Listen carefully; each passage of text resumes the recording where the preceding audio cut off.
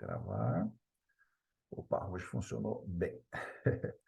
Vamos lá, deixa eu só colocar a projeção. Chegou para vocês? Sim. Show, joia. Karina e Rodolfo podem interromper, porque eu não vejo vocês aqui, tá?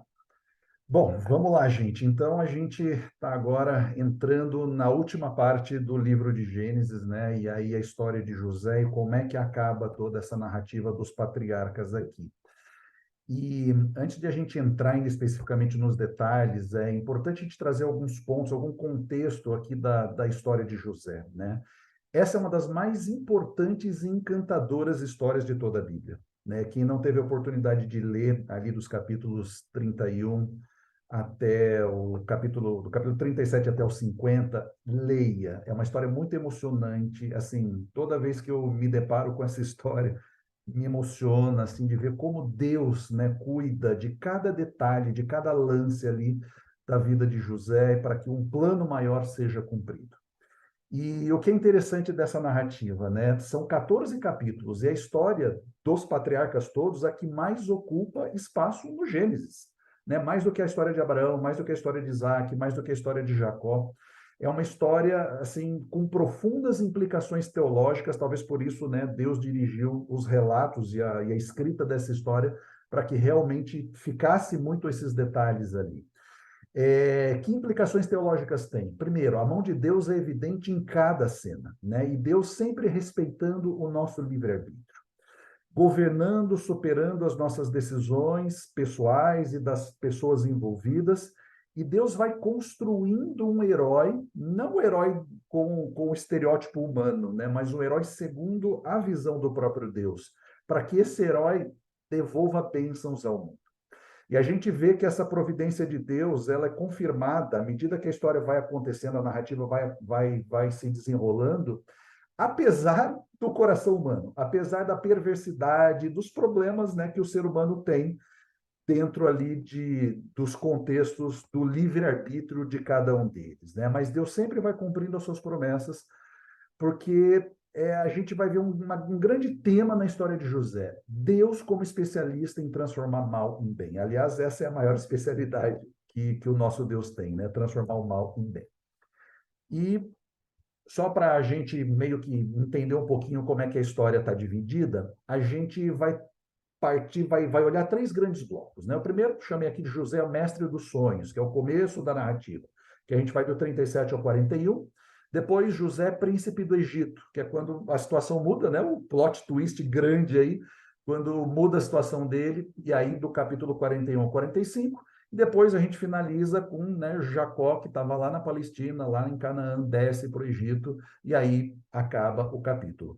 Entre o primeiro bloco e o segundo, a gente vai fazer uma paradinha para as dúvidas, considerações, e depois do segundo e do terceiro, a gente encerra ali com as dúvidas. E sempre, né, finalizando aqui todo o estudo com esse quarto bloco, que são as lições espirituais, que, na verdade, é o que nos interessa para os dias de hoje. O que eu aprendo da história de José, dessas narrativas que são úteis para o meu dia a dia hoje, tá bom? Então, vamos lá?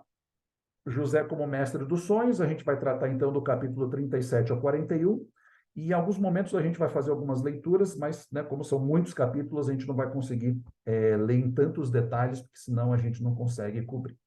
Bom, então a gente começa o primeiro tópico, problemas familiares, né? A história já começa com problemas familiares, né? Lembrando que, né, a gente está trazendo, na verdade, a continuidade de uma família disfuncional, né? Como era de Jacó, como a gente viu na semana passada, né? Imagina, com as duas esposas, os filhos, as duas, né, esposas também, mas que eram servas das esposas, e aquela confusão toda. Então, nada diferente disso do que realmente a história já começar com problemas familiares. A narrativa começa dizendo que José é introduzido na história com 17 anos. É interessante esses detalhes que a Bíblia traz para a gente ter uma ideia do tempo que se passou entre as coisas. E José, a Bíblia diz que ele ajudava a apacentar os rebanhos do pai. Só que quais eram as causas dos problemas entre José e os seus irmãos, né? A gente começa a perceber uma escalada do ódio assim absurda, né? Começa no nível 1 e vai até um nível 3, né? 3 níveis de ódio. Qual era o nível 1 dos problemas, né, e desse ódio entre José e seus irmãos? A própria atitude de José em relação aos irmãos. que ele fazia, né? Ele comentava com o pai tudo de errado que ele via os irmãos fazerem, né? Ele era o famoso dedo duro da minha época, o cagueta, né, da linguagem da molecada hoje, mas era aquele que falava. Mas, assim, olhando a narrativa, né, talvez José fosse um pouco mimado, né, até pela proteção que ele tinha do pai, mas a Bíblia nos transparece, nos dá a entender que ele sofria ao ver os irmãos no pecado e no erro. Isso a gente olha muito depois, no desenrolar da história lá no final, né, quando ele está no Egito e os irmãos vão até ele, e ele procura checar essas coisas, mostra um interesse muito grande ali, realmente pela espiritualidade, né, por os irmãos não estarem em pecado e não estarem no erro. Mas esse era um problema, ele fazia isso da forma errada, então isso criava um nível 1 de ódio. E isso se agravou quando o pai mostra um favoritismo para com ele, né?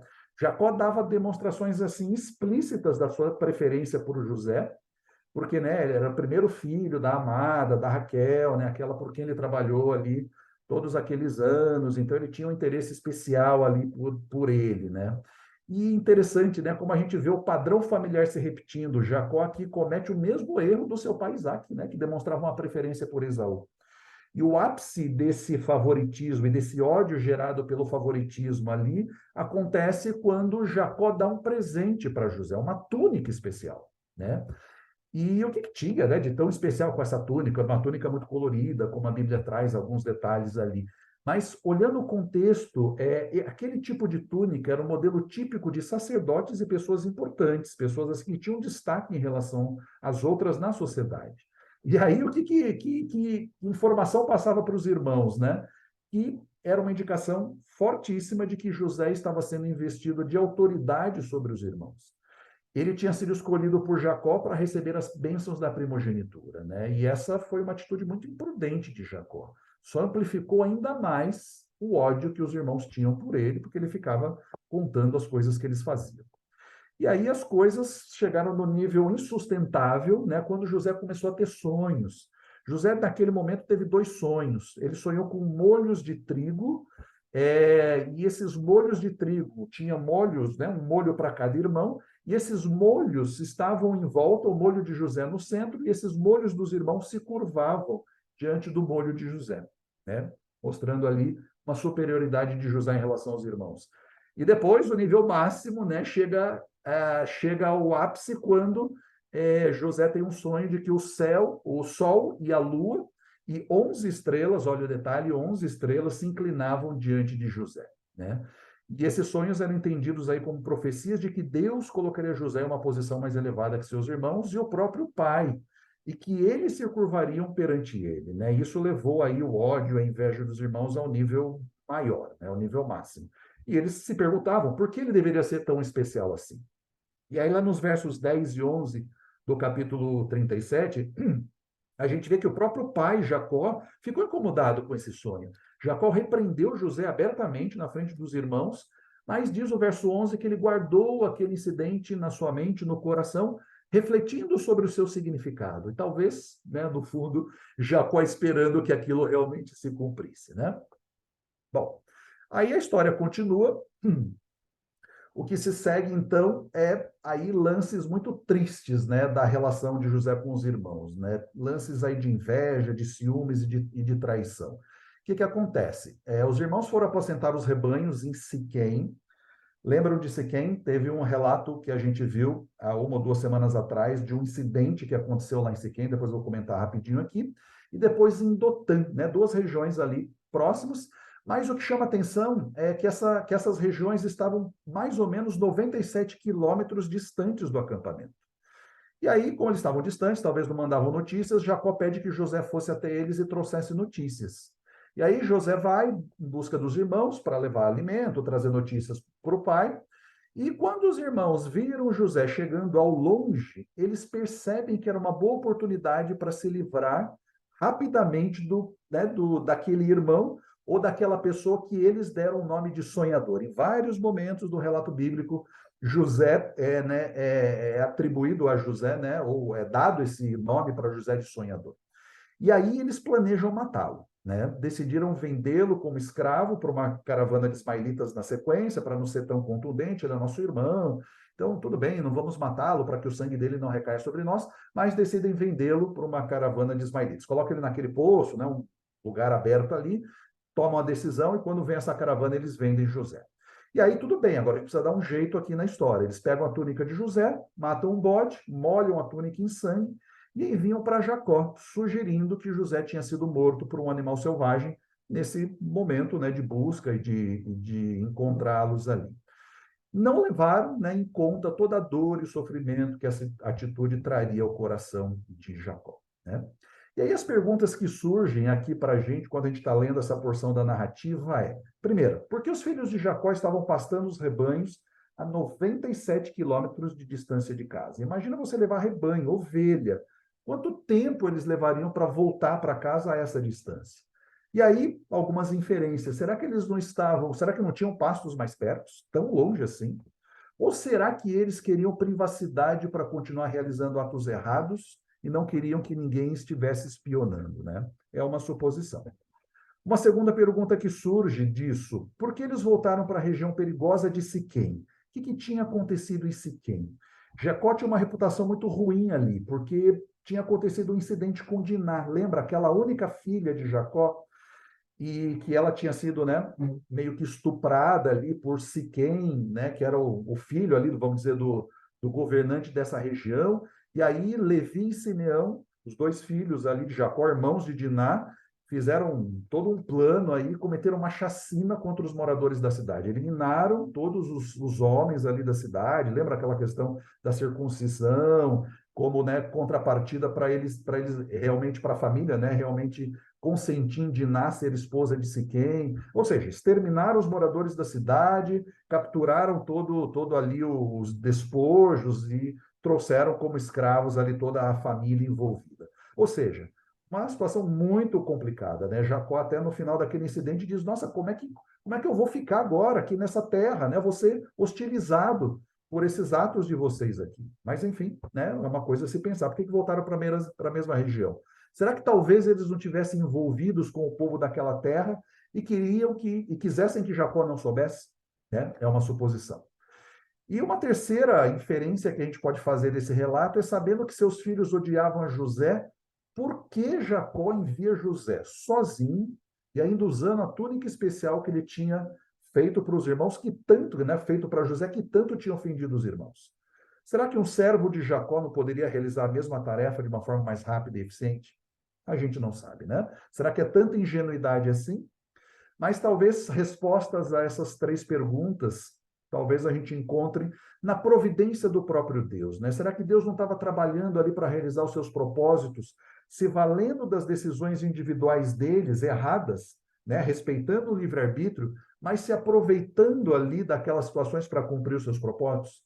E aqui uma primeira lição para nós, né? Quando Deus coloca a mão, até as maiores tragédias da vida podem se transformar em grandes bênçãos para nós e para outras pessoas.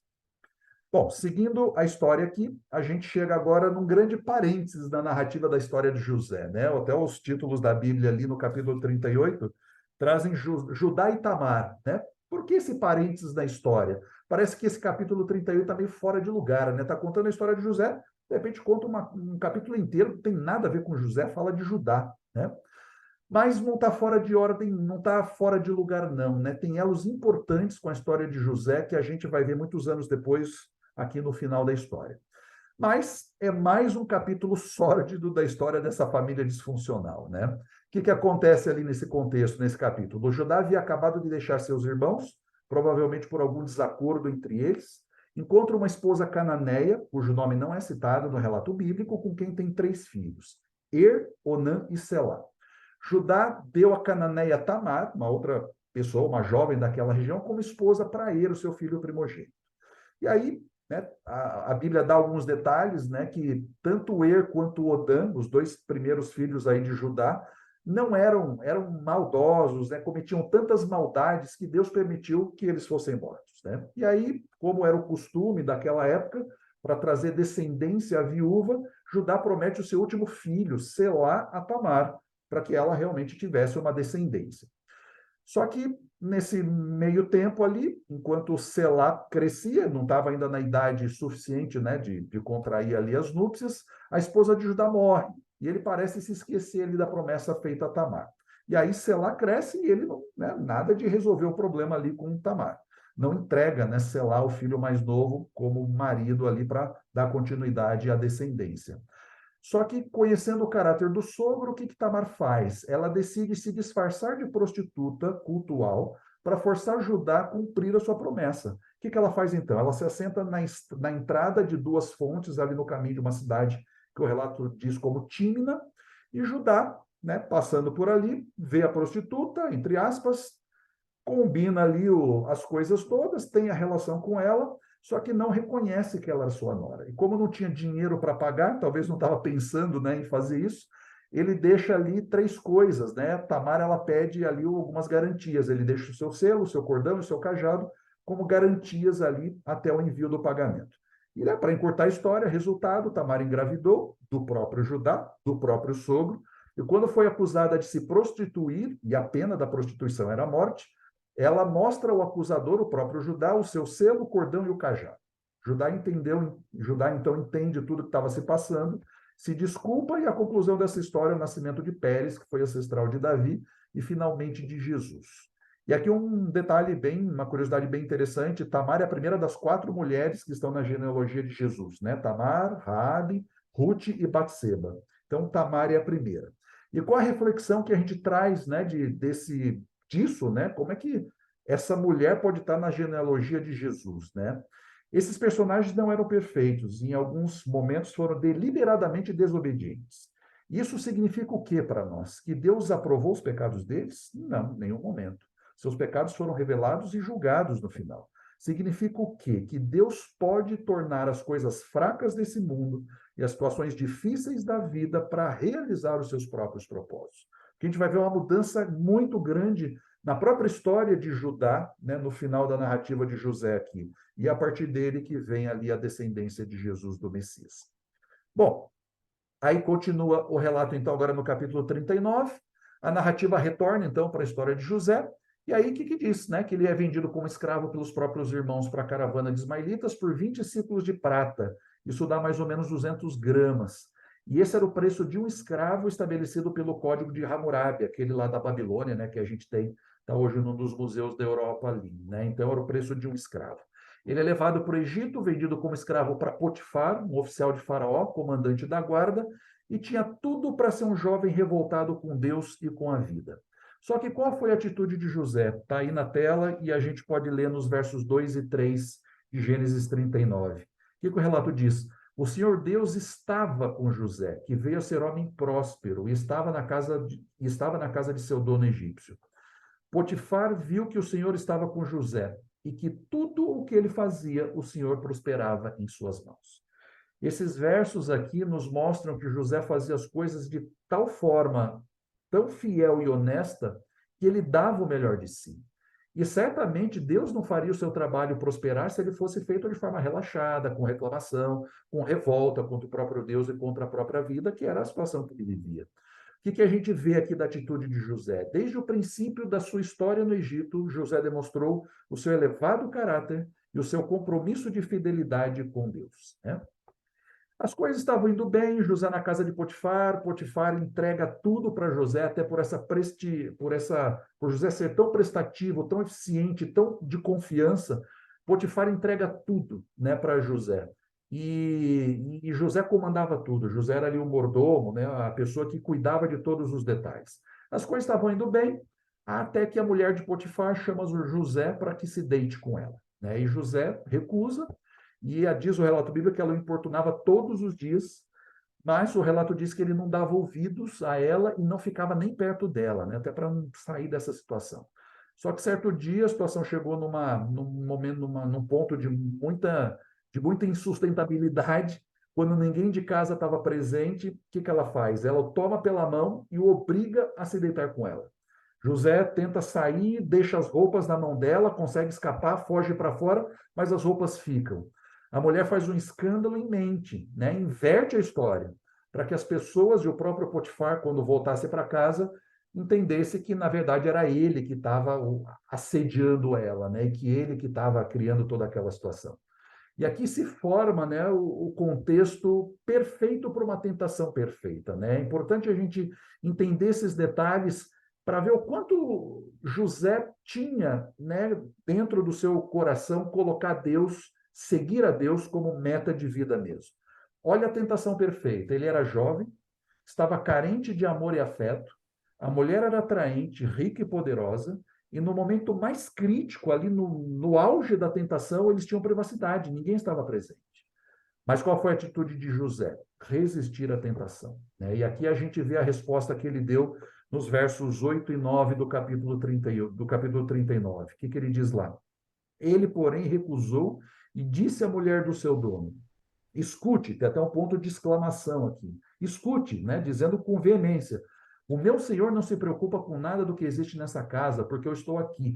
Tudo que ele tem, ele passou às minhas mãos. Não há ninguém nesta casa que esteja acima de mim. Ele não me vedou nada a não ser a senhora, porque é a mulher dele. Como, pois, cometeria eu tamanha maldade? Olha o detalhe. E pecaria contra Potifar?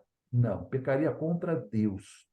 Aqui um conceito muito importante do que é pecado, né? A Bíblia já traz esse conceito do que é pecado. Mais do que eu faço, mais do que eu deixo de fazer, pecado é um crime que lesa o caráter de Deus. A gente vai ver esse mesmo conceito aparecendo lá na história de Davi, quando ele adultera, né, homicida, mata ali o marido de Batseba para, né, se apossar da mulher. E quando ele é advertido pelo profeta Natã, o que ele diz? Contra ti somente pequei. Né? Davi se referindo ao pecado contra Deus. Ou seja, o pecado é alguma coisa que lesa o caráter de Deus. Portanto, só Deus pode resolver esse problema. E dois elementos aqui da resposta de José que são importantes de a gente pontuar. Ele não trairia a confiança do seu senhor na terra, porque ele começa ali no verso 8 a falar sobre, né, a relação que ele tinha com o seu senhor aqui na terra.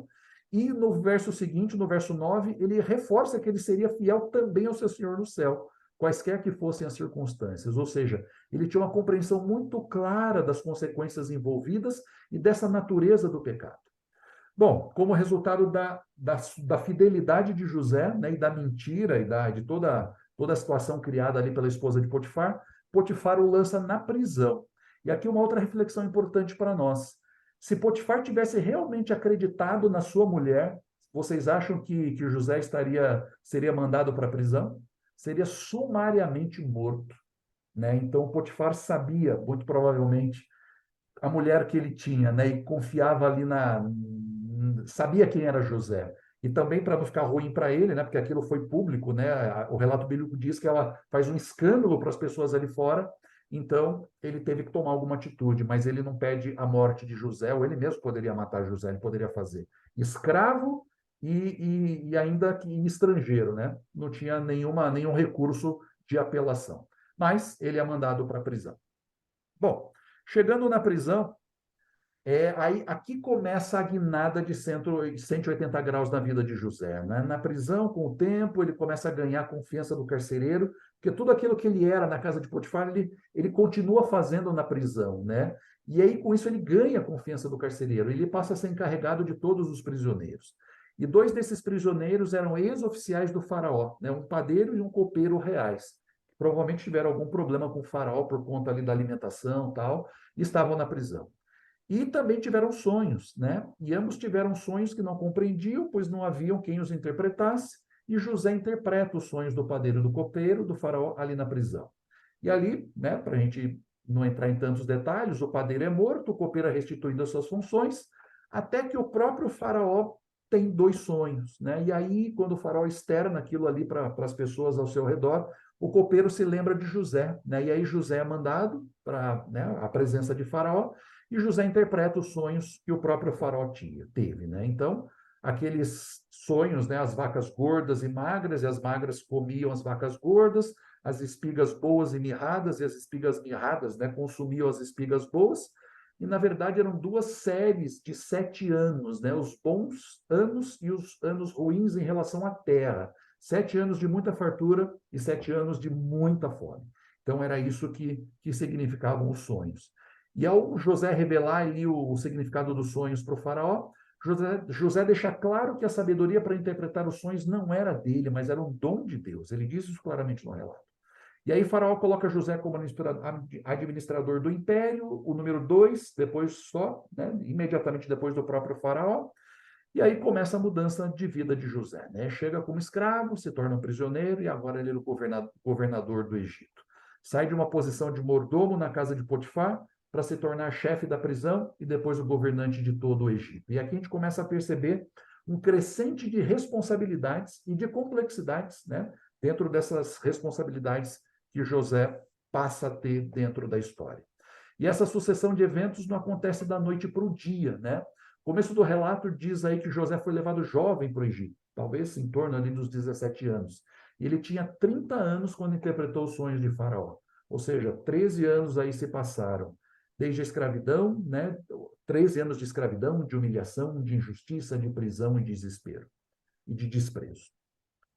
E aí, que lições espirituais para a gente fechar esse primeiro bloco da história de José a gente extrai daqui, né? Primeiro, a gente vê como Deus nos conduz ou como Deus conduz os eventos da nossa vida. Interessante que durante esses 13 anos aí que José sofreu no Egito, né, o período de sofrimento dele ali, de desprezo e de tudo de ruim o que estava acontecendo com ele, Deus não realizou nenhum milagre direto na vida dele. A gente não vê Deus aparecendo a ele na forma de amigos ou de anjos, ou até de maneira sobrenatural falando com ele, da forma como aconteceu, por exemplo, com seus pais e os seus avós. Deus permanece em silêncio. De novo, aquele tema do silêncio de Deus, né, está presente aqui. E a não ser pelo fato aí de interpretar os sonhos, nada sobrenatural aconteceu na vida de José durante esse período. Mas a gente vê claramente como Deus vai conduzindo as coisas para que os seus propósitos sejam cumpridos. E o silêncio de Deus não significa que ele estava inativo. Deus não operou nenhum milagre direto na vida de José, mas fez da vida dele um grande milagre, né, que influenciou a vida de tantas pessoas ali no Egito. E a Bíblia conta essa história porque essa pode ser, né, a minha, a sua, a nossa história hoje também, né? Então, como Deus, em momentos de maior necessidade, permanece em silêncio, como um processo ali de crescimento de José em maturidade espiritual. Bom, a gente finaliza esse primeiro bloco aqui. Antes de entrar no próximo, algum ponto, alguma pergunta, alguma consideração? Karine, Rodolfo? Pessoal também? Eu acho que só queria falar do silêncio de Deus, assim, rapidamente. Né? O silêncio de Deus é algo que dá muita conversa, assim. O silêncio não é ausência de significado nem de palavras. Na verdade, o silêncio pontua a nossa comunicação também. O silêncio, na verdade, às vezes, é o espaço de tempo necessário para que você fale. Então, assim, às vezes, Deus entra em silêncio para que o outro fale, o ser humano fale. É a hora de não ficar só centralizado em Deus a relação, como Deus resolvendo os meus problemas e sendo o Deus que eu criei, né? Aquele Deus ídolo, né? Que nem tenho de agradar. Mas Deus é um Deus de interação. O silêncio, na verdade, é uma pausa interessantíssima que Deus tem no relacionamento conosco, dizendo: agora não sou eu que falo, agora é você que fala, é você que tem que ir ali. E é uma hora em que a gente tem que se agarrar nas promessas. Então, assim, é o nosso relacionamento e agarrar nas promessas que ele deixa, que faz a gente passar por esse período de silêncio com crescimento, com maturidade e aproximando mais dele. O silêncio, na verdade, a gente não se sente sem Deus. A gente sabe que ele está lá, mas é a hora da gente falar, né? Também eu acho isso interessante. Joia, Karine. Cá, posso só perguntar uma coisa? Claro, Sil. Então, eu não posso entender silêncio como consentimento. Como consentimento. Olha, Silvana, Deus ele respeita o livre-arbítrio das pessoas, né? Deus tinha um plano, né? Certamente não era que os irmãos de José fossem daquela forma, aquele caráter ruim, que José fosse vendido para o Egito, mas Deus, respeitando o livre-arbítrio das pessoas, vai adaptando ali o seu lidar com o ser humano para que o seu plano maior seja cumprido. Então, não que ele consinta, né? Por exemplo, toda Judá é através de Judá que veio o Messias, veio Jesus. E todo o problema envolvendo Judá nesse relato que a própria Bíblia trouxe aqui de Judá e Tamar, né? Quer dizer, Deus não consentiu com aquilo, Deus não validava aquilo, mas Deus lida com essas situações e vai construindo o seu plano, né? Então, respondendo, não É. significa consentimento. Também penso assim, pela leitura das histórias que a gente vê, e muitas vezes o silêncio é também, o silêncio de Deus tem várias interpretações, né? A gente vê isso sempre pelas narrativas, né? As narrativas da Bíblia, que é um livro de história, a gente vai inferindo essas questões.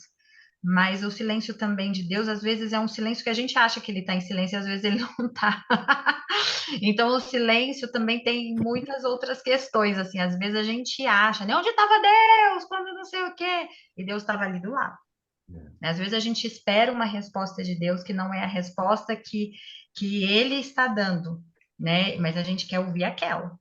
Então, o silêncio de Deus não é consentimento, né? O silêncio de Deus diz muita coisa, e a gente tem que tentar investigar o que que esse silêncio também está querendo dizer. E eu diria até mais, viu, Silvana? Na verdade, às vezes, o silêncio de Deus é porque o ser humano não está buscando, né? Quando a gente avançar pela história e chegar lá em Samuel, naquela época dos juízes, diz lá a Bíblia que a comunicação, a palavra de Deus era rara naquele momento. Que o povo estava tão afastado de Deus, não que Deus não quisesse, ou quisesse mais que eles, né, se explodissem ali, não, porque eles não buscavam a Deus. E Deus, respeitando o livre-arbítrio, ele, né, talvez não se comunicava tanto naquele momento ali, mas isso não o fazia inativo. Ele estava ali trabalhando com Ana, que é a mãe de Samuel, que era estéril, né, e vem Samuel, né, todo um contexto. Deus sempre vai tirando outras oportunidades ali para que o ser humano o ouça, né, para que o ser humano queira ouvi-lo. Mais algum ponto, pessoal? Rodolfo, Karine? Não? Fábio, mas o que seria o silêncio de Deus? Por exemplo, no caso de, vamos pegar os patriarcas, né? Com Abraão, Deus se comunicava assim, falando, Abraão ouvia, né? Uhum. Com o próprio Jacó, da mesma forma. E José sabia dessas histórias todas. Por que que, né, Deus não dava nenhuma demonstração? Qual era a grande pergunta de José? Por que que isso está acontecendo comigo? Né? Por que isso, sendo vendido como escravo? Ele sabia que talvez, ou ele tinha no coração dele, que talvez nunca mais ele visse o pai, os irmãos, né? Que seria uma mudança definitiva da vida dele, né? E Deus não dava nenhuma orientação, né? Não se comunicava com ele, não trazia alguém para dar uma mensagem, trazer um profeta, alguém para dar alguma orientação. Ele não teve nada, ele teve que caminhar pela fé, né? E aí a gente que tem o contexto, né, e as cortinas abertas, o que muito provavelmente Deus estava fazendo? O desenvolvimento de uma fé robusta. E mesmo não entendendo o que estava acontecendo, decidiu colocar Deus em primeiro lugar e ser fiel a Ele. O mesmo caso de Jó, né? Deus fica em silêncio uma boa parte do livro. Vem lá os amigos, conversam, depois de muito do que aconteceu, aí chega o momento que Deus aí fala, né? Que é o que a Karine mencionou. Talvez aquele momento era o momento de Jó falar, né? De Jó externar. A gente não sabe aqui, José provavelmente ele com ele mesmo deve ter falado muito, né? Por quê? Por que isso está acontecendo? Não vejo propósito. Ele sabia das promessas, né? Da terra prometida, do estabelecimento do povo ali. Talvez ele achasse que ele teria a bênção espiritual da primogenitura, porque Jacó estava claramente demonstrando tudo isso para eles, né? E agora eu estou no Egito, e como é que é o retorno lá para a terra? Muitas questões, né, na mente de José. Ô, Fábio, mas como que a gente traz para a nossa vida do dia a dia? Esse é o grande ponto, Suzana, né? Porque Deus, como é que Deus se comunica conosco, né? Partindo daí do ponto de vista agora dos nossos tempos. De várias formas. Primeiro, pela revelação da sua palavra, né? Posso estar aqui em alguma porção da Bíblia que me dá uma orientação, que me abre os olhos e que me ajuda em algum momento de tentar entender coisas que eu preciso entender na minha vida. Deus pode falar comigo através de impressões na minha mente, da minha consciência espirituais, quando eu oro, quando eu entrego essas coisas diante dele. Por isso que a gente ora, que a gente coloca as nossas necessidades diante de Deus, para que ele, de alguma forma, né, coloque impressões espirituais na nossa mente. Ele pode falar com a gente também através de alguém, de uma outra pessoa, alguém que dá uma orientação, alguém que nos mostra um caminho, né, que coloca, dá um conselho.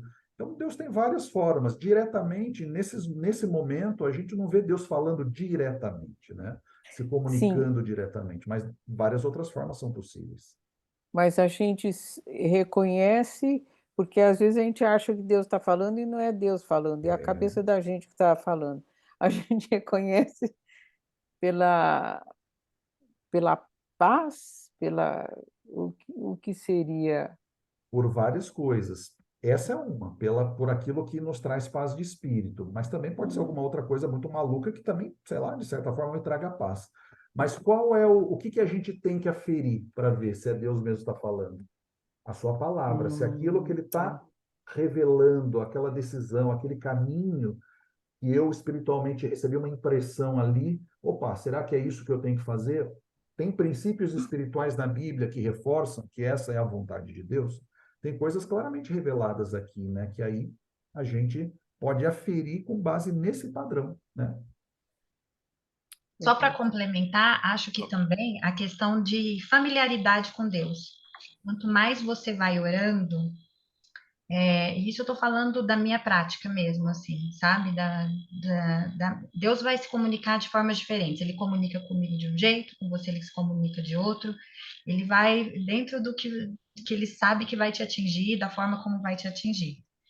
Mas eu percebo que dentro da oração, que é a famosa, acho que é a nossa respiração da alma, digamos assim, é onde a gente forma vínculo com Deus, é a nossa luta de Jacó com Deus, é onde a gente fortalece ali o nosso relacionamento, a gente se entrega, a gente vai ficando tão familiarizado nessa relação que vai ficando mais fácil entender a voz de Deus. No começo, da minha caminhada, assim, eu ficava muito em dúvida quando era a voz dele e quando não era. E aí eu me apoiava muito mais na Bíblia, eu questionava muito, pedia provas, orava de novo. Hoje eu já consigo direcionar muito mais facilmente a voz na minha cabeça, assim, né?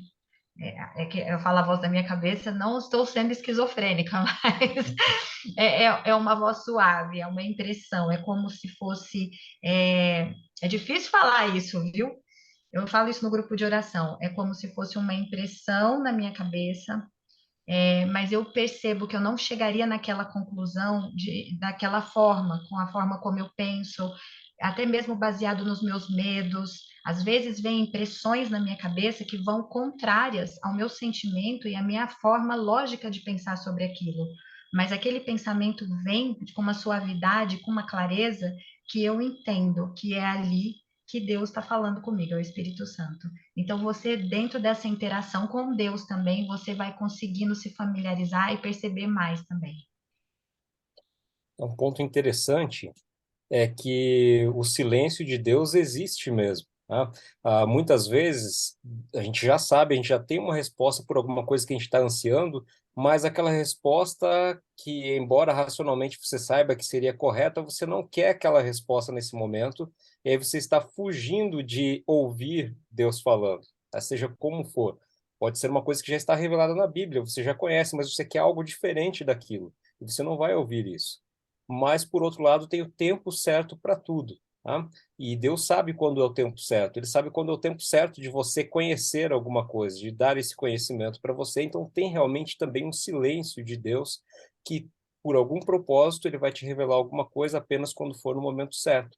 E que é o que a gente enxerga aí na história de José. A José está ali naquela angústia, passando por todas aquelas dificuldades, mas nós que já sabemos aí, que já lemos, já sabemos como que é o final da história, a gente sabe que tudo andou ali no tempo certo, de forma exata para se encaixar ali para José.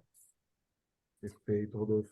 Suzana, recomendo, leia o Salmo 73 depois. É um salmo que não é de Davi, mas é de Asaf. Asaf era o líder ali o regente, o maestro de Davi. Cuidava da música, do louvor no templo. E o salmo é a experiência dele, né, com o silêncio de Deus. E ele fala, né? E qual era o problema que está por trás ali, né? Só fazendo um parênteses.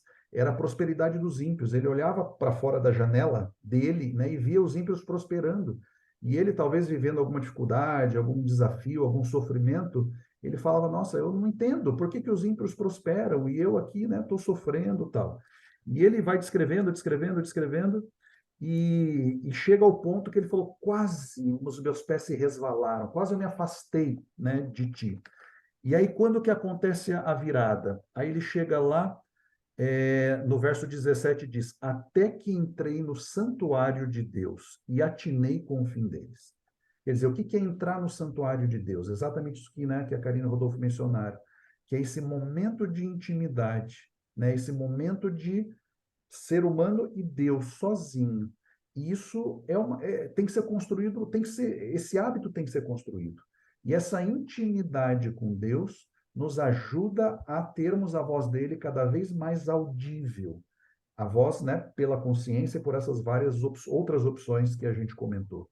Então, é esse momento de intimidade, de relacionamento pessoal diário com Deus que nos dá esse ouvido, essa consciência, na verdade, mais apurada para ouvir a voz de Deus.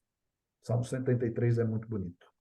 Nos traz coisas bem, bem interessantes sobre isso. Mais algum ponto? Podemos seguir? Podemos, só tem um comentário no chat, Ah, por né? favor. É. Será mesmo que José sentiu Deus ausente ou silencioso? Ele permaneceu tão firme por todo o tempo? Alguém quer Zé? comentar?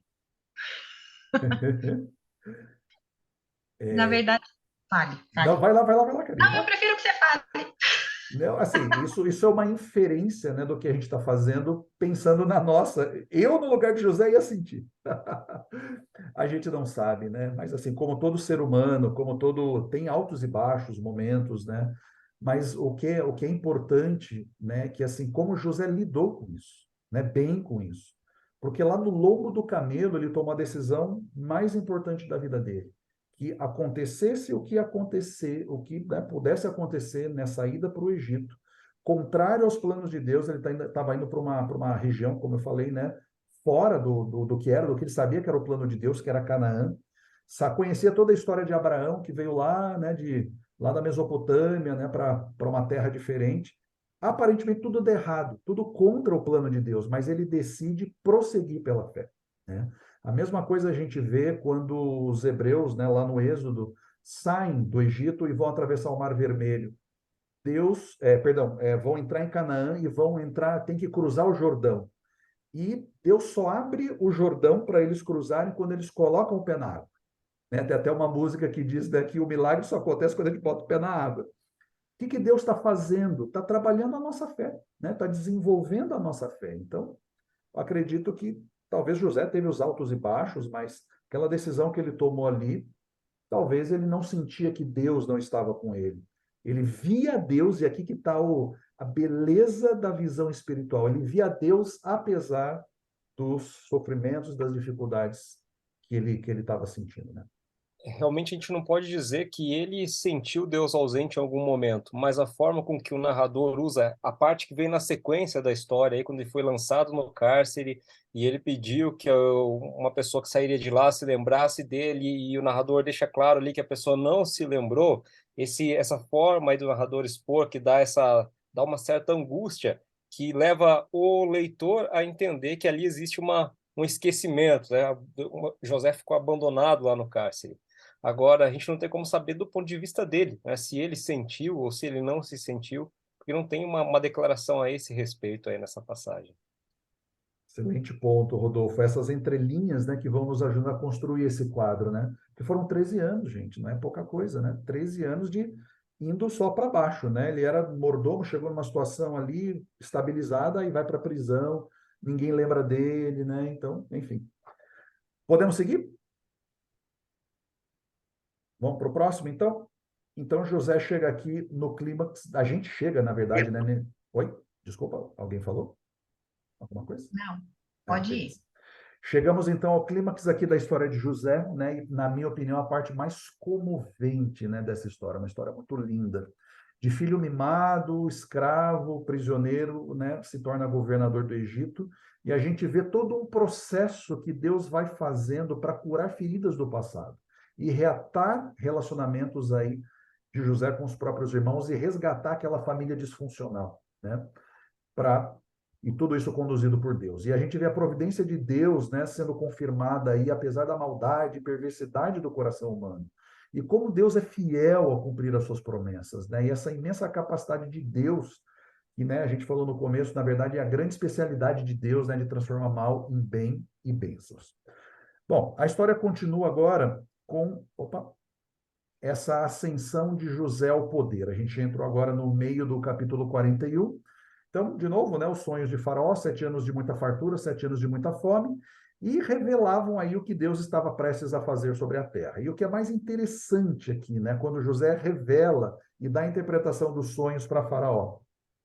José não pediu que Faraó acreditasse no seu Deus. E ele disse, foi Deus que me revelou.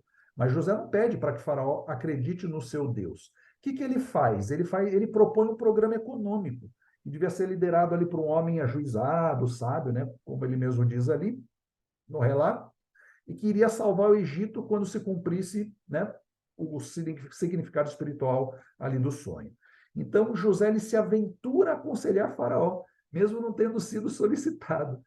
E aqui isso me chama muita atenção, né, que a gente vê a segurança e a confiança daquele que tem em Deus o seu apoio e a sua sustentação. Olha que interessante, né? Ali, ambos no mesmo local físico, né, e conversando.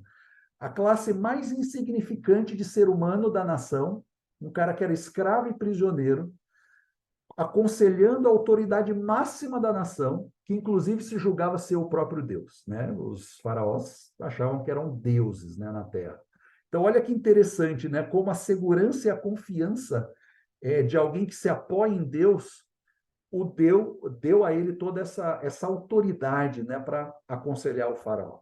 E olha a reação de Faraó, no verso 37 do capítulo 41, né? O conselho foi agradável a Faraó e a todos os seus oficiais. Olha que interessante, né? Ele convenceu mesmo, não só a Faraó, mas a todos os que estavam ali, né, aconselhando o Faraó diante dessa situação. Então, José ele tinha uma solução para o problema, né? E aqui um outro ponto também. Claro que ele tinha sabedoria recebida de Deus, né? Só um detalhe aqui, que ele aconselha a Faraó fazer, né? Então, olha, aproveita os 7 anos de muita fartura e vai estocando cereal, construa celeiros, construa grandes depósitos, vai estocando cereal e coloque um homem sábio para que administre tudo isso, para quando chegar aos 7 anos de muita fome, o faraó vai aí distribuindo toda a alimentação para o povo e aí a nação, ela passa por esse momento de dificuldade, né? Então, claro que José tinha sabedoria recebida do próprio Deus, mas aqui tem outro conceito muito importante de toda a Bíblia. Deus capacita sim as pessoas, né? Mas ele aproveita as nossas próprias experiências, aquele repertório que nós trazemos como seres humanos para nos usar em seus propósitos, né? Que está claro no caso de José. Toda a experiência que ele adquiriu, né, como mordomo na casa de Potifar, administrando tudo, depois administrando os problemas ali né, da prisão, cuidando dos prisioneiros. Então, José estava adquirindo uma certa experiência ali, né, dentro da administração, de cuidar das coisas, né? Mas o ponto importante que eu quero frisar aqui, Deus não anula a nossa personalidade e o nosso conhecimento no seu plano. Ele potencializa. Outro exemplo da Bíblia que a gente vê isso é Paulo, né? Paulo, quando se converte, Deus usa toda essa experiência e esse repertório cultural, teológico, que Paulo tinha, agora potencializado, trabalhando para o próprio Deus, né? Em favor da mensagem de Jesus. Então, isso é muito importante para nós. Bom, Faraó, então, entendeu que José não era apenas um sonhador, né? De novo a palavra sonhador aqui, né? Que acompanhou José ao longo de toda a sua juventude. Mas um homem de sabedoria prática, que sabia o que fazer, né? E bem como um homem de ação, que podia implementar a estratégia certa para salvar o país. E aí a gente vê, né, 2 situações aqui mostrando a bênção de Deus cobrindo a história de José. Os 7 anos seguintes foram de abundância tal que a produção de grão se estendeu, como a Bíblia diz, além das medidas, como a areia do mar, no verso 49 do capítulo 41. Ou seja, um sinal claro da providência sobrenatural e da bênção de Deus. Então, primeira situação que mostra aí claramente a bênção de Deus. E o segundo, na vida do próprio José, né? Os anos de fartura se refletem na vida dele mesmo, José. Ele se casa, o relato, né, continua depois, né, que Faraó o aceita, coloca ali como governador de todo o Egito. Ele se casa com a filha de um oficial influente, Asenate, filha de Potífera, sacerdote de On, nessa classe dos sacerdotes, depois ali do Faraó, as classes mais privilegiadas no Egito. José tem 2 filhos, Manassés, que significa a dor foi transformada em alegria, e Efraim, que significa a aflição foi transformada em bênção. Portanto, um exemplo poderoso aqui de novo, né, desse ponto que a gente está frisando bastante, dessa capacidade, dessa especialidade de Deus de transformar mal em bênçãos, né? Isso a gente vê com o próprio contexto do Egito e com o próprio contexto individual da história de José. Bom, aí agora a gente entra nessa parte muito bonita da história, né? Capítulos 42 a 45. A partir desse ponto, né, a gente vê a providência de Deus encaminhando uma incrível cadeia de eventos, né? Dentro daquele plano maior de Deus de reconstituir essa família que era por ela, né, através dela, por meio dela, que ele levaria o conhecimento dele, Deus, a toda a humanidade, né? E através dela viria o Messias. Então a gente vê essa providência de Deus encaminhando esses eventos.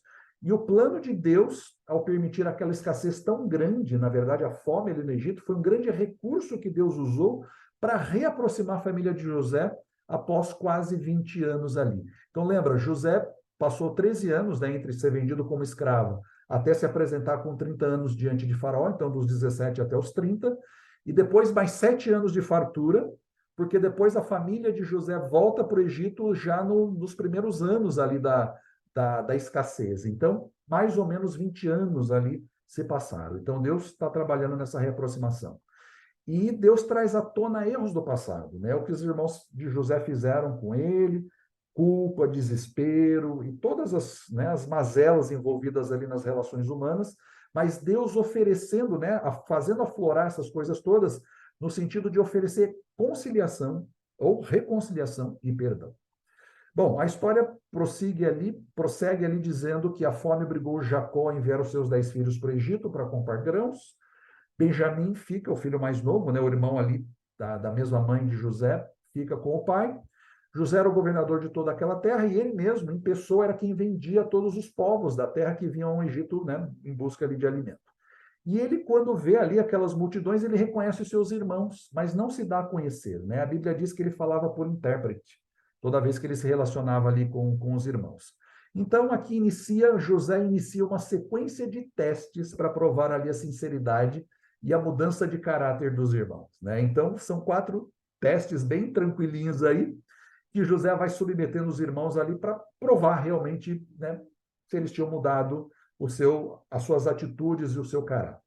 Primeiro teste, José queria dar uma checada na fibra moral, paciência, resignação e lealdade dos irmãos. O que ele faz então? Eles chegam, conversam ali com José e José os acusa de serem espiões e eles passam 3 dias na prisão. E aí, né, nessas conversas, eles contam para José que eles são 12 irmãos, e não são espiões, né? São 12 irmãos, o mais novo ficou com o pai, o outro já não existe, e José ordena para que eles, então, tudo bem, então para eu checar a história de vocês vão retornar para mim aqui com esse irmão mais novo, para, entre aspas, né, verificar se a história deles era verdadeira.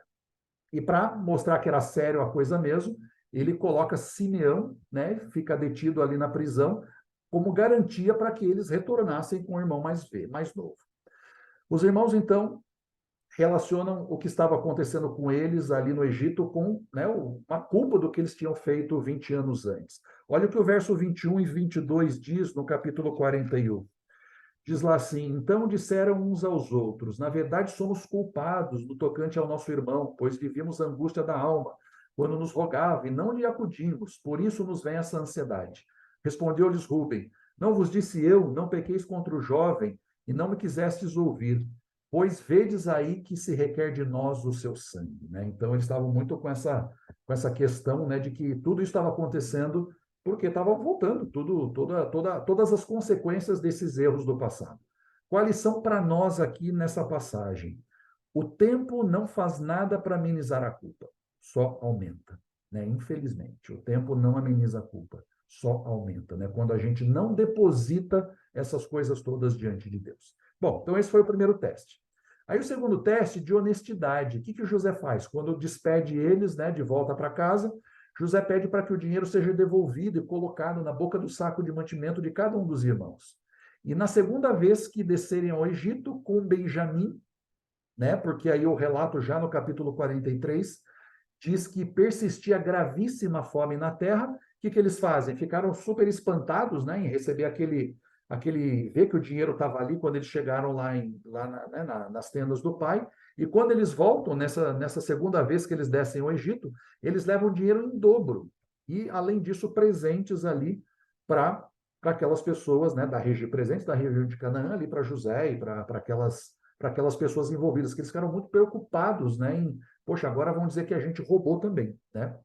Bom, e aí eles voltam, e agora levando Benjamim, tem todo, né, uma aflição de alma de Jacó ali não liberar Benjamim, mas enfim, Jacó libera com toda a garantia ali que Judá, Rúben, né, colocam em relação a isso, e os irmãos chegam ali no Egito com Benjamim. E José reconhece Benjamim, né? E aí o que ele faz? Ele pede que um almoço especial seja preparado para recebê-los na sua casa, liberta Simeão, né? Simeão é restituído ali aos irmãos, e os irmãos então são enviados para a casa de José e recebidos bem ao estilo oriental, ao estilo que eles tinham como costume, não o estilo dos egípcios. Os pés foram lavados, os animais receberam alimento, e aí começaram a achar estranho tudo aquilo, né? E eles aproveitam e relatam ao mordomo ali da casa de José tudo o que havia acontecido da primeira vez com o dinheiro, né? E eles dizem, olha, né, a gente achou o dinheiro ali na boca do saco, mas a gente está trazendo aqui de volta, tal, né? E contam a história toda lá. José chega ao meio-dia para o almoço especial, e aí, né, ele recebe o relato do mordomo ali, ou dos oficiais, né, das pessoas que cuidavam da sua casa, de que os irmãos realmente, né, falaram da restituição do dinheiro. Então, passaram pelo teste da honestidade. Aí o terceiro teste, o teste da inveja. Né, será que, né, eles teriam inveja de Benjamim, assim como tinham dele, né, quando ele convivia com os irmãos? Então, o que ele faz? Ele começa a tratar Benjamim com distinção. E a gente vê pelo relato aqui que Benjamim é o único que é chamado pelo nome, nenhum dos outros irmãos é chamado pelo nome, é o único chamado de irmão, o único chamado de meu filho, e José dá a ele 5 vezes mais alimento do que os demais, né, no grande almoço, no grande banquete ali na casa de José. O que ele queria checar com isso? É ver se o irmão mais novo era olhado com a mesma inveja e ódio que eram manifestados para ele, José, né, na época que ele convivia com os irmãos. E como eles jamais imaginavam que José compreendia, né, o que eles falavam, a língua deles, eles conversavam livremente uns com os outros aí. Então foi uma boa oportunidade para José conhecer os verdadeiros sentimentos dos irmãos ali nessas conversas entre eles. Bom, os irmãos deixam então o Egito e tinham todos os motivos para estarem muito felizes, né? Não tinham sido presos por roubar o dinheiro dos grãos na primeira viagem. Pelo contrário, foram convidados de honra para uma festa na casa do governador. Simeão tinha sido libertado. Benjamim estava viajando de volta em segurança com eles. Estavam finalmente voltando para casa. Só que a alegria durou muito pouco, né? Foi apenas uma ilusão passageira, porque ainda faltava uma prova, né? A grande prova, a prova final. Que prova era essa? A prova do amor fraternal, né? O que José faz? Né? Articula ali com o seu mordomo que o seu copo de prata fosse colocado na bagagem de mantimentos de Benjamim, para caracterizar que havia sido roubada por Benjamim. Com isso, qual era a lei, né? José ia ameaçá-los de fazer Benjamim escravo no Egito para ver a reação dos irmãos, né? Ou seja, o copo era um grande pretexto para convencer os irmãos de que eles estavam sofrendo um castigo de Deus pelo mal que haviam feito no passado, né? Porque tinha toda aquela questão envolvendo, né, o copo de adivinhação lá no Egito, e José mesmo diz, olha, vocês não sabem que eu consigo, né, adivinhar, tem esse poder de saber o que está acontecendo aqui. O copo era uma grande representação disso. Quer dizer, José estava fazendo aflorar esses sentimentos todos dos irmãos aí em relação ao que eles tinham feito no passado. Né? E aí os irmãos, todo é descoberto, né? Os servos de José vão, encontram os irmãos, encontram ali o copo de José na bagagem de Benjamim, e todo aquele filme de 20 anos atrás volta à mente dos irmãos, né? E a história se repete. Olha que interessante. Benjamim, inocente como José, seria escravizado no Egito, estaria perdido como José, traria uma dor esmagadora ao coração do pai, ou seja, eles estavam todos unidos na mesma dor de 20 anos atrás. De novo, a história se repetindo. Um grande filme se repetindo na vida deles novamente, né? E aqui entra a mais importante lição espiritual desse relato, né? Dessa parte final da história de José. A defesa de Judá, né? Em contraste com o Judá do capítulo 38, aquele que a gente não entendeu bem, né? Porque que esse relato estava meio inserido ali no meio da história de José. A gente, na verdade, o narrador bíblico, aqui o escritor bíblico, está querendo mostrar essa evolução espiritual de Judá, né? E essa defesa de Judá, esse protagonismo de Judá ali para, né, se colocar como solução do problema, ocupa 21 versículos do capítulo 44. Judá faz um discurso muito pungente, né, que revela claramente as suas preocupações, né? Com o seu pai mais velho, ele fala isso claramente para José, e com o seu irmão mais novo, né? Ele fala isso também claramente ali. Ele quase que implora para se tornar escravo no lugar de Benjamim, né? Trazendo ali esse conceito da substituição, ele ser o substituto.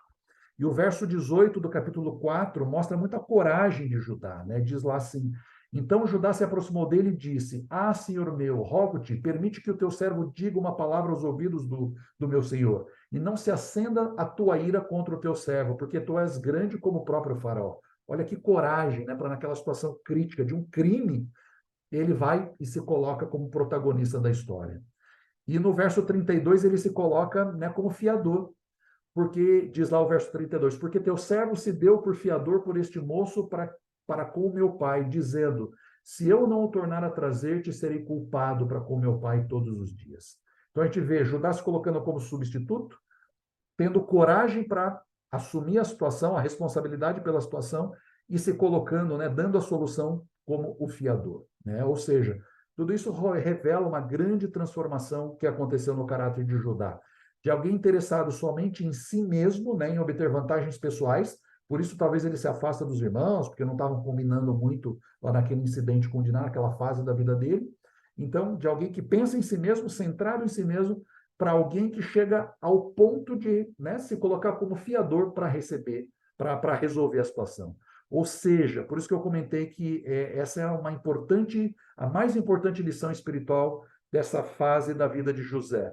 Judá que é um tipo do próprio Jesus, né? Judá como um tipo do próprio Jesus, uma representação do próprio Jesus. E aí a gente chega aqui no clímax da história, né? Quando José ficou sabendo da tristeza, do luto do pai, e do mal que o seu pai sofreu caso Benjamim não voltasse, ele não pôde mais se segurar, né? Levantou a voz em choro, de tal forma que os egípcios o ouviram, e também a casa do próprio faraó, como diz o relato bíblico. Não dá tempo de a gente ler, mas eu sugiro que vocês leiam aí os versículos 1 a 15 do capítulo 45, né? É muito bonito, muito emocionante essa narrativa que a Bíblia traz aqui, né? Então José, não se podendo conter diante de todos os que estavam com ele, bradou: fazei sair daqui a todos da minha presença. E ninguém ficou com ele, quando José se deu a conhecer aos seus irmãos. E levantou a voz em choro, de maneira que os egípcios ouviram. E disse aos seus irmãos: eu sou José. Parece que ele está gritando aqui, né? Tem um ponto de exclamação aqui nessa minha tradução. Eu sou José. E agora no idioma deles, né? E os irmãos ficaram atônitos, né? Tão sem palavras, porque eles se sentiam culpados diante de Deus, e agora José está ali na frente deles, né? Mas teve 3 coisas aqui que os encorajou a prosseguirem naquele momento, né? Que deu coragem para eles passarem por aquele momento extremamente crítico, né? Porque José estava ali se manifestando.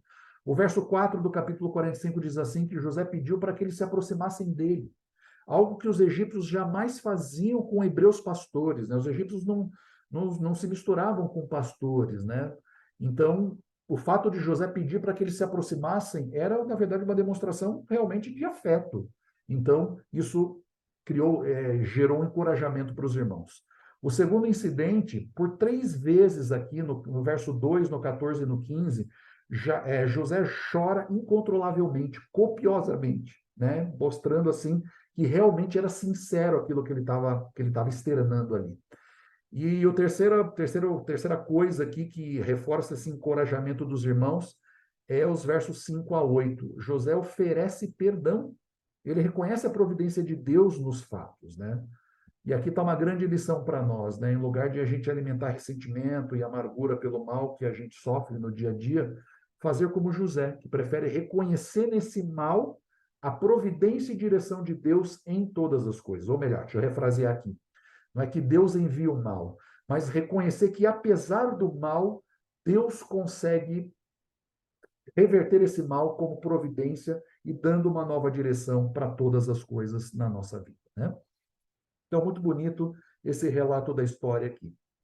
E agora, indo para o final, a última parte, antes da gente abrir aqui para as perguntas, Jacó desce para o Egito. Então, agora a gente vai para os capítulos finais de Gênesis, né? Dos capítulos 46 a 48. Então, essa é a última sessão do livro de Gênesis, né? Jacó vai a José e se estabelece ali no Egito. É o final do período patriarcal, com a morte de Jacó e de José. Jacó deixa Canaã para se estabelecer no Egito, firmado na confirmação recebida do próprio Deus. Lembra daquele incidente que a gente estudou de Abraão, que Abraão desce para o Egito, que talvez não era o plano de Deus que ele fosse para o Egito?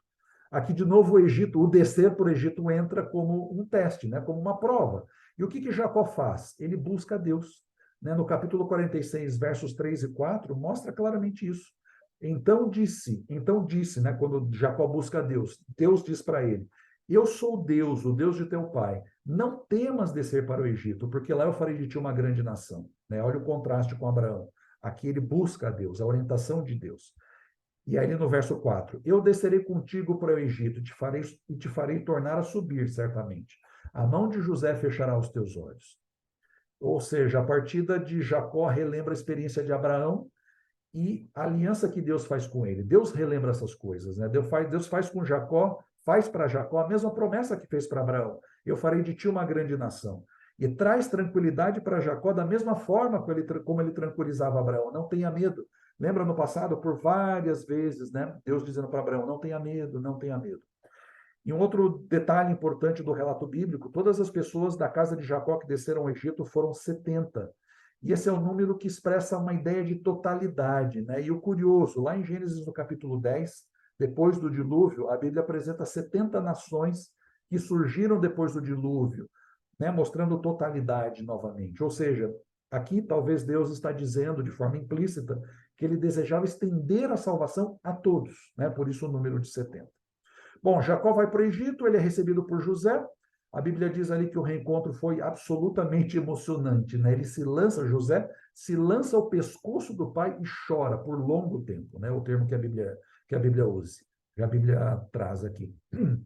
E Jacó vive 17 anos no Egito e chega finalmente o momento da sua morte, né? Jacó, percebendo que estava se encaminhando para esse momento, ele chama ali os filhos de José, dá uma bênção especial sobre os filhos de José, chama os seus próprios filhos, e aí dá uma bênção, abençoa os seus próprios filhos, e guiado por Deus, né? Depois vocês podem olhar os detalhes disso, ele faz profecia sobre o futuro das tribos, né? E garante que cada tribo vai ter um lugar na terra prometida. E aqui a gente vê Judá, né? Na própria profecia de Jacó, Judá sendo pensado como esse protagonista mesmo, e através dele viria o Messias, né? E ele diz lá que o trono nunca se afastará, que o cetro nunca se afastará das mãos de Judá, né? Mostrando que através de Judá viria o Messias. Jacó morre então com 147 anos de idade, é sepultado na terra de Canaã, né? Ele pede para que ele fosse sepultado lá na terra de Canaã, na mesma caverna, no campo de Macpela, junto a Abraão e Sara, junto a Isaac e Rebeca, e junto a Lia, né, que era a sua primeira esposa que ele havia sepultado ali. Depois a história finaliza, José habitou no Egito e viveu 110 anos, né? E o final da história, ele é muito bonito, né? Eu quero ler com vocês aqui esses versos finais aqui da história de José, mostrando, né, essa concretização do plano de Deus na vida de José, né? E essa mudança mesmo, né, de uma situação totalmente improvável para uma situação abençoada. Diz lá no verso 23, viu José os filhos de Efraim até a terceira geração, também os filhos de Maquir, filho de Manassés, aos quais José tomou sobre os seus joelhos. Disse José a seus irmãos, eu morro, porém Deus certamente vos visitará, e vos fará subir dessa terra para a terra que jurou dar a Abraão, a Isaque e a Jacó. José fez jurar os filhos de Israel, dizendo: certamente Deus vos visitará, e fareis transportar os meus ossos daqui. Morreu José da idade de 110 anos, o embalsamaram e o puseram num caixão no Egito. Né? Então, esse é o final da história. Mas que lições espirituais a gente traz para nós aqui, né? Para o nosso dia a dia? Primeira lição: Deus tem a habilidade de transformar as maiores desgraças da nossa vida em grandes bênçãos, né? Se a nossa vida está nas mãos dele, Deus, nós sempre podemos ter a certeza de que ele vai se empenhar com disposição, né, para transformar a nossa vida, né? Por uma perspectiva positiva. E mesmo em meio a terríveis provas, isso vai acontecer. Né? E a gente pode lembrar de vários personagens além de José. O próprio Jó, o próprio Jesus, Paulo e vários outros personagens da Bíblia. Nessa habilidade de Deus transformar de desgraça em bênção. Segunda lição para nós: a história de José e seus irmãos nos encoraja a reconhecer a soberania de Deus nos assuntos da nossa vida, né? E a gente a viver confiando nas suas promessas. Aqui está um pouquinho daquilo que a gente estava falando sobre o silêncio, talvez, de Deus em alguns momentos da nossa vida. A gente precisa caminhar confiando em suas promessas e entender que Deus é soberano, né? Reconhecer essa soberania de Deus nos assuntos da nossa vida. Terceira lição: Deus está cuidando da nossa vida e atuando para que tudo que estivermos passando se transforme em bênçãos, né? Talvez a gente ainda não consiga ver isso, mas a gente, nesse momento, né? Talvez na nossa vida ou em alguma situação específica da vida. Mas qual é a orientação da história de José? Que a gente precisa continuar caminhando e confiando. Porque esse Deus da história de José, que é soberano, de tantas viradas aí inacreditáveis, né? Ele está no controle da nossa vida, se nós, ou ele estará no controle da nossa vida, se assim a gente o permitir. Portanto, voltando, né, ao que a gente mencionou lá na introdução do estudo, né? Sabe por que a história de José ocupa mais espaço no livro de Gênesis do que qualquer um dos patriarcas, Abraão, Isaac e Jacó? Sabe por quê?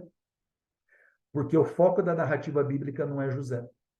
O final feliz não é sobre o sucesso de José, como a gente leu, né, naqueles versos finais de Gênesis.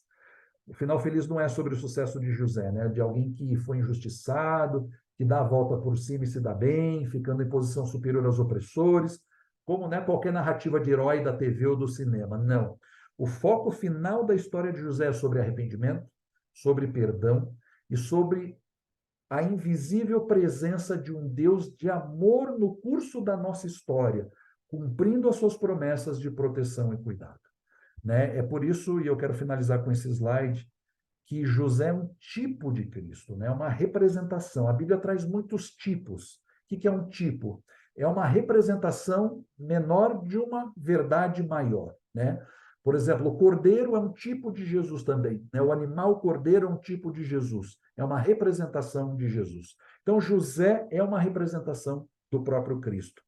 Caráter puro e belo, amado do Pai, obediente à vontade do Pai, foi odiado e rejeitado pelos irmãos, foi falsamente acusado, injustamente punido, elevado do sofrimento e rejeição, um trono poderoso, assenta-se à direita do soberano e salva o seu povo da morte, né?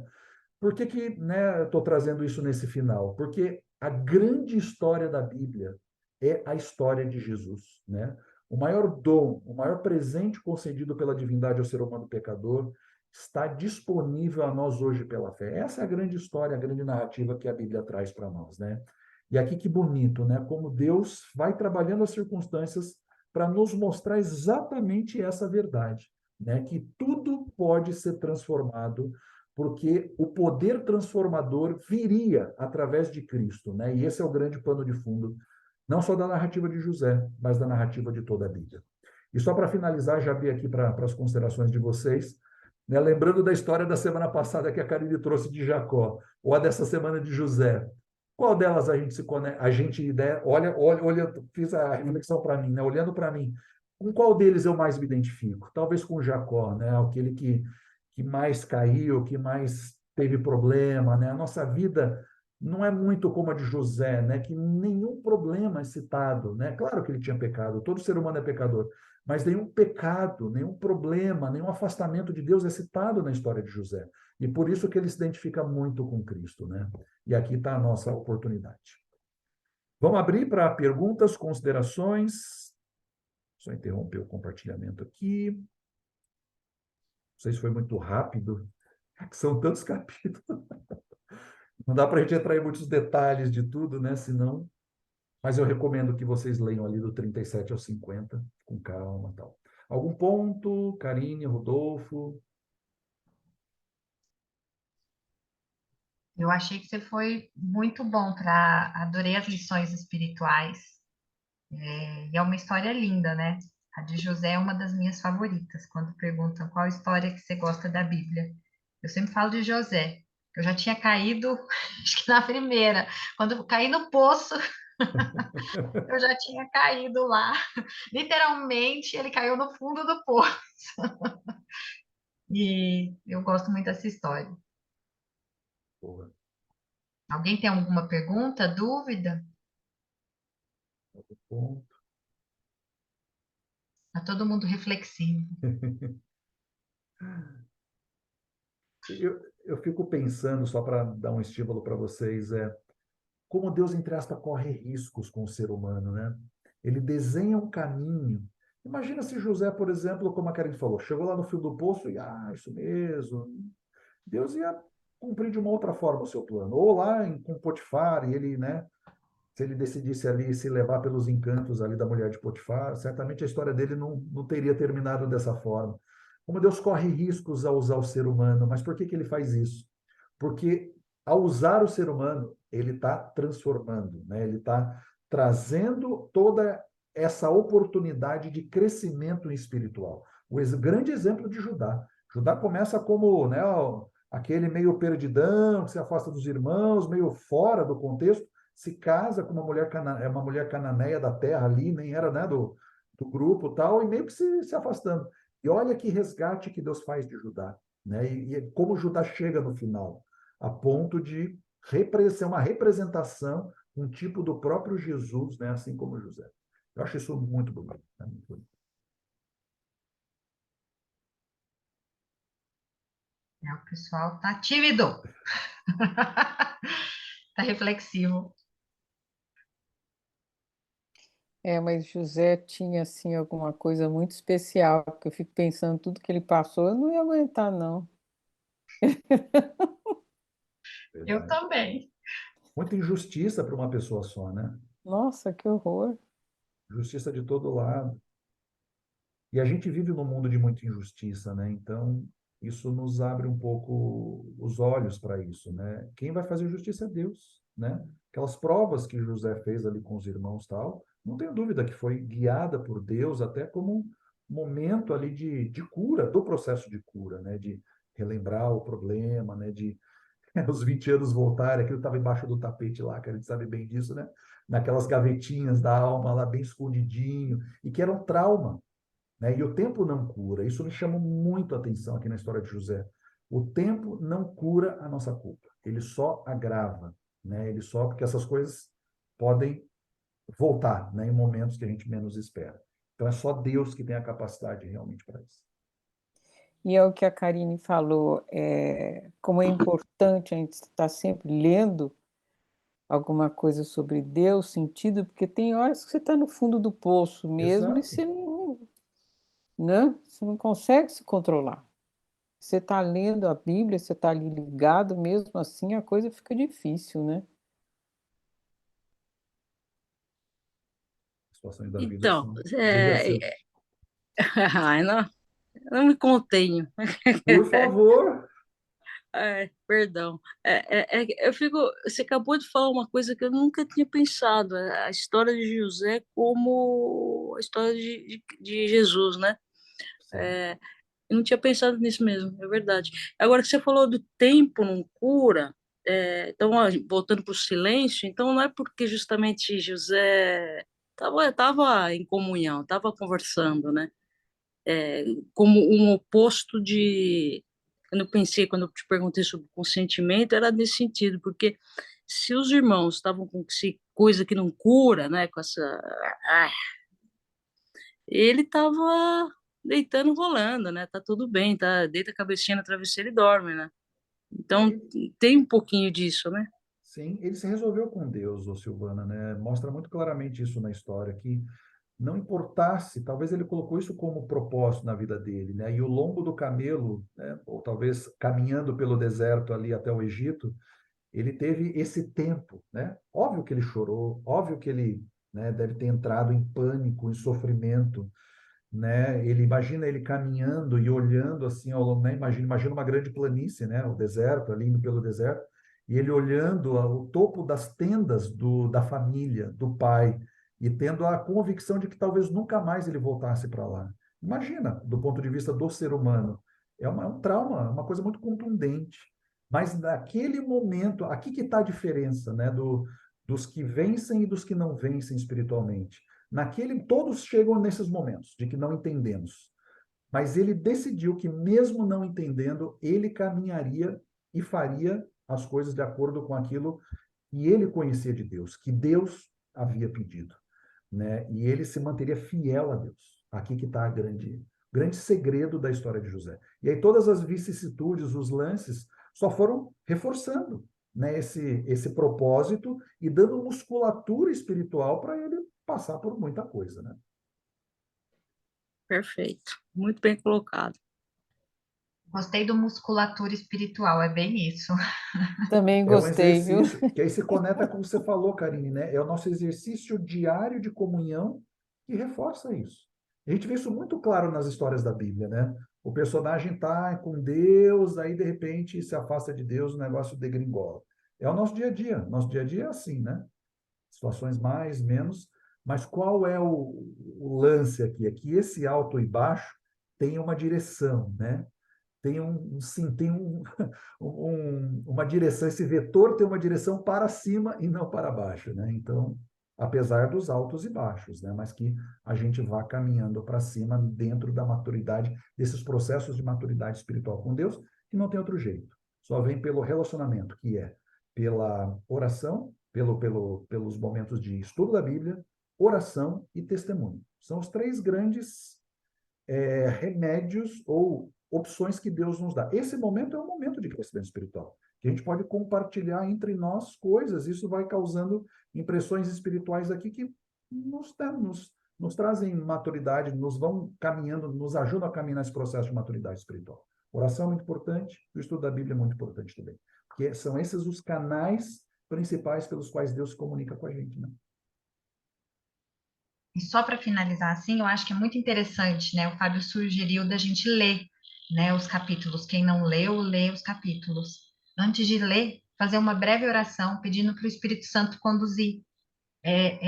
Isso faz total diferença na hora da leitura de um texto da Bíblia, né? Quando a gente pede, convida, e lembra do pedir, né? Só voltando ao pedir. Quando a gente convida ele para estar com a gente, ele realmente vem, porque a gente convidou. Ele sempre está ali à porta, né? Tem um versículo da Bíblia que eu falo para tudo. Eis que estou à porta e bato. Se alguém ouvir a minha voz, eu vou entrar e vamos cear juntos, né? Vamos comer juntos. Está lá em Apocalipse esse texto. E é Jesus falando, né? Eu sempre estou à porta, mas eu estou batendo ainda, né? Ele fica batendo. É um Deus que busca, mas eu espero você abrir. Então, se a gente pede essa orientação, as nossas percepções são ampliadas e o nosso conhecimento espiritual é potencializado nisso. Isso é tão bonito, Karine.